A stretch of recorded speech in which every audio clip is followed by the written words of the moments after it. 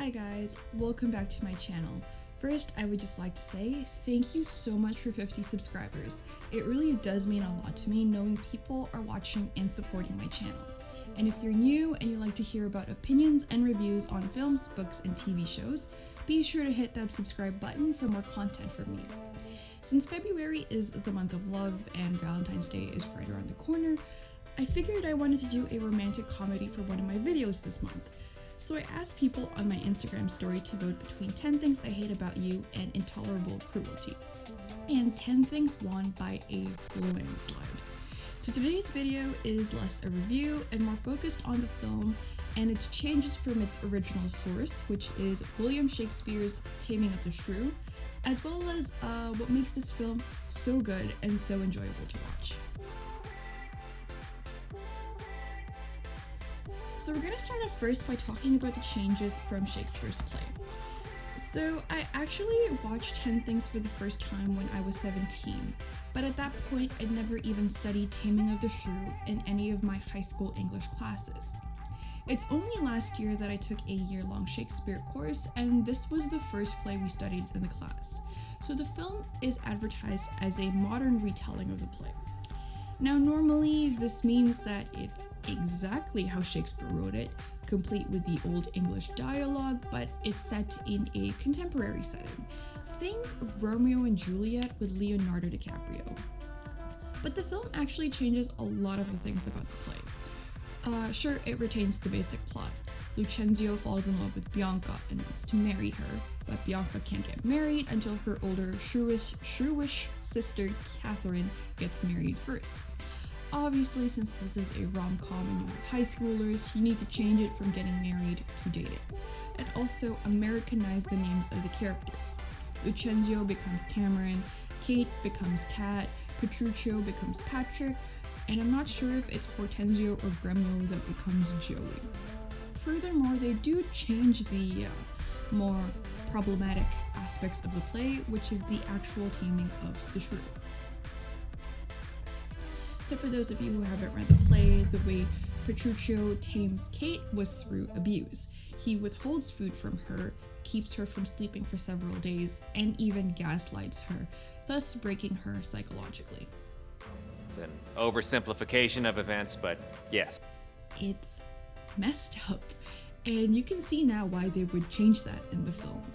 This may be one of the instances where I say, yes, it's perfectly okay to deviate from the source material. I'm fairly certain that 10 Things wouldn't be as beloved if we saw Patrick starving Kat to get her to fall in love with him or to make her calm down. So plus, the film was able to give Kat and Patrick's relationship more depth and equal attention as Cameron and Bianca's, showing both the good and ugly in both relationships. And with Patrick's intentions, yes, he does mention taming the beast at one point during the film, but for the most part, he initially took up the offer to date Kat because Joey promised to pay him. And unlike his play counterpart, Patrick doesn't abuse Kat, which I'll go more in depth about in the second part of this video. So the film does change a lot from the play, modernizing it and making it more American high school rom-com-esque, as well as removing the psychological abuse. So what exactly is it that makes this film so enjoyable to watch? Well, there's many reasons. For me, the main thing really is Patrick's character. He is the supposed bad boy of Padua High School, and indeed, he does seem intimidating. But despite his blatant disregard for authority, he is shown to have a heart. When Kat gets drunk, he doesn't take advantage of her. He doesn't kiss her even when she initiates it. And he watches out for her just in case she has a concussion. So, and plus when he begins to fall for Kat, we were shown how he tries to back out of his deal with Joey. He doesn't want to take the money anymore, showing that he does have a change of heart. So yeah, he is a bad boy, but he's a bad boy that changes over the course of the film, and he's not a jerk like Joey. So Kat's character was a big part in making the film enjoyable too. At first, you're like, oh, she's the angry feminist character stereotype combined with the not like other girls type of character. But what I love that the film did was give her depth. There's a reason why she's not like the other girls, why she walks to the beat of her own drum. So what happened?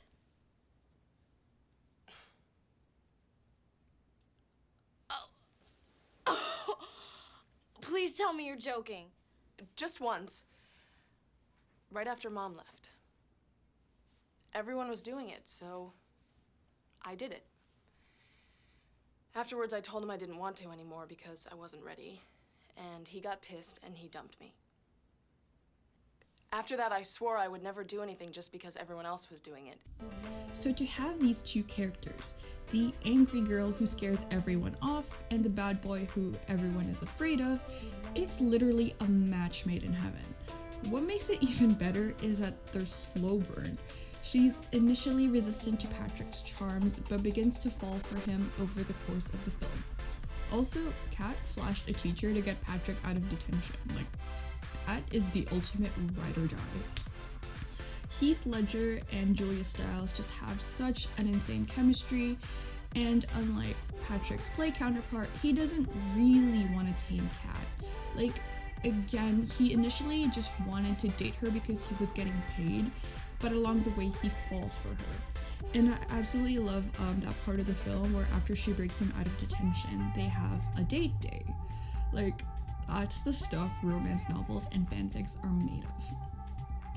The second to last thing that I think makes this film so much more enjoyable was the soundtrack and the overall aesthetic. So 10 Things was released in 1999, but the soundtrack featured a lot of rock, alternative rock music. So if you, like me, grew up with 2000-esque films, this basically fits that category. The soundtrack was really what made the film so enjoyable and so rooted in its time, which is like the late 90s, early 2000s. And watching the film again does give you like a sense of nostalgia as well. I mean, at the time they released it, they probably weren't thinking, yo, people are gonna watch this for the nostalgia, but it aged pretty well in my opinion. And now the final thing that makes this film so enjoyable. What else but the 10 Things I Hate About You poetry reading? I hate the way you talk to me and the way you cut your hair. I hate the way you drive my car. I hate it when you stare. I hate your big dumb combat boots and the way you read my mind. I hate you so much it makes me sick. It even makes me rhyme. I hate it. I hate the way you're always right. I hate it when you lie. I hate it when you make me laugh. Even worse when you make me cry. I hate it when you're not around and the fact that you didn't call. But mostly I hate the way I don't hate you. Not even close. Not even a little bit. Not even at all.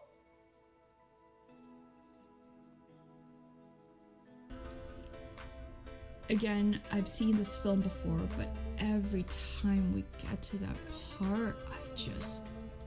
chills. Literal chills. But more than that, I tear up all the time. Kat and Patrick aren't enemies to lovers. Like, don't get that don't think that they are enemies to lovers.